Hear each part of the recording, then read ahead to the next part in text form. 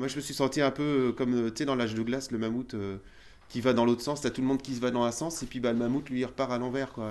Je me suis senti un peu dans cet état d'esprit.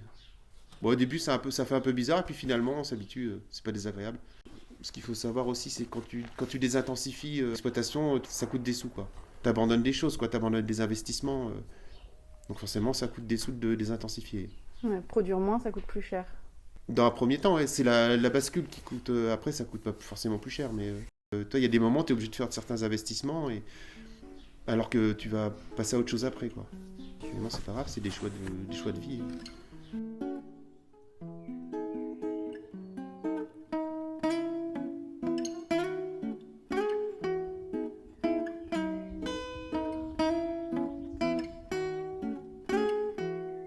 Le futur, l'agroforesterie, le bio, le respect du sol, la vie microbienne, les vers de terre, les bactéries, les champignons, c'est ce qui nous sauvera.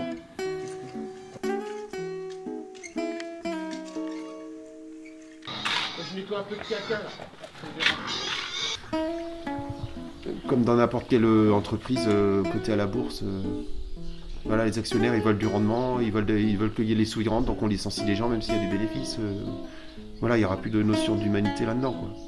De plus en plus de gens qui veulent s'installer, qui ne sont pas d'origine paysanne, et qui s'installent, comme je disais tout à l'heure, sur des toutes petites structures, qui vont faire du maraîchage, ou qui vont recréer des métiers, en fait, où tu consommes localement, ou sur le...